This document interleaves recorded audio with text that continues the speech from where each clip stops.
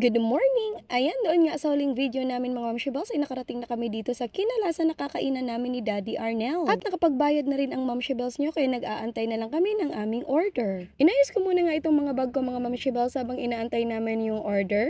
Dala ko rin kasi yung aking laptop mga Mamshibals para ipatingin at ipaayos ito. May natanungan na rin ako doon sa amin sa Kalabanga kaya lang i-compare ko kung saan nga ako talagang makakamura. Hindi naman talaga kasi biro ang magpaayos ng laptop mga Mamshibals. Kaya naghahanap talaga ako kung saan ako pwedeng makamura. Dahil wala pa nga tayong kakayahang bumili ng bago kaya papaayos na muna natin itong ating luma. Nagagamit ko pa naman nga itong aking laptop mga Mamshibals kaya lang yung aking yung monitor ay gumagamit ng kuryente. Kaya delikado na naman ito mga Mamshibals kung sakaling meron tayong bigla ang power interruption. Kaya pagkagaling nga namin dito mga Mamshibals ay pupunta na kami ng LTO at pagkatapos ay maghahanap kami ng pwede naming paayusan nitong aking laptop.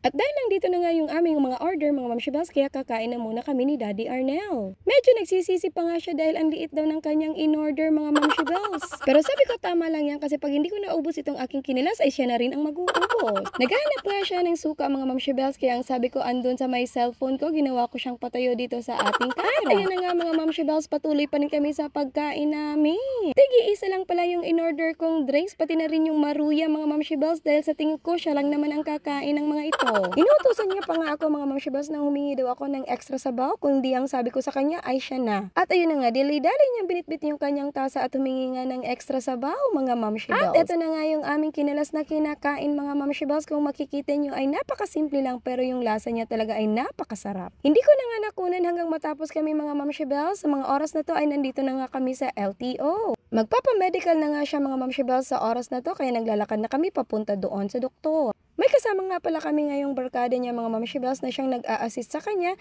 dito sa LTO. Pagdating nga namin doon sa clinic mga Mamshibals ay eksaktong katatapos lang naman ng isa pang nagkuha rin ng medical certificate. Kaya siya na agad ang sumunod mga Mamshibals. Simpleng test lang naman nga ang gagawin sa kanya mga Mamshibals dahil for renewal lang naman siya ng kanyang driver's license. At dito na nga yung clinic ng doktor na magme-medical sa kanya mga Mamshibals. Medyo natagalan lang kami mga Mamshibals kasi kinunan ulit siya ng blood type dahil hindi nga alam kung saan galing yung type O na sinasabi niya. At sa buong pag-aakala nga namin mga Mamshibals ay type O talaga siya pero nung lumabas yung panibagong blood test niya ay type B plus pala siya.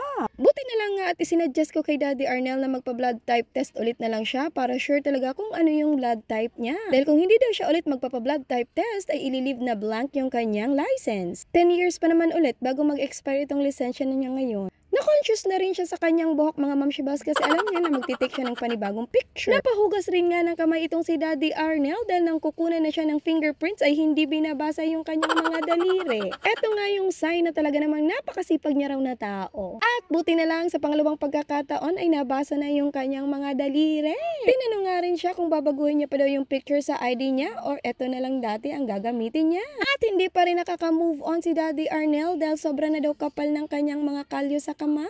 At sobrang napakabilis na nga ng transaction dito sa ating LTO mga Mamshibals. Wala pang 5 minuto ay nakuha niya na yung kanyang driver's license. Wala pa nga daw available na card kaya mga Mamshibals maglalagay na lang sila ng announcement kung kailan pwede kunin yung kanilang mga lisensya. Kaya pansamantala ito na munang Xerox copy ang kailangan nilang i-present kung sakaling sila ay magdadrive ng kanilang mga vehikulo. At sa wakas hindi nga kami inabot ng hapon dito sa LTO office mga Mamshibals kaya sa mga oras na to ay naglalakad na kami papunta sa aming service. Nag-aaway pa nga kami mga Mamshibals kasi gusto niya nang ipa-Xerox at ipalaminate daw itong kanyang lisensya mga Mamshibals. Pero sabi ko doon na lang natin yung gawin sa Kalabanga kasi dito napakadaming tao at sobrang init pa. Medyo may kalayuan nga pala yung pinarkan namin ng aming sasakyan mga Mamshibals kaya kita nyo naman sobrang tingkad na ng init ng araw. At nandito na nga kami sa aming sasakyan ay hindi pala ito lang pala ang aming tricycle lang ulit tayo mga Mamshibals.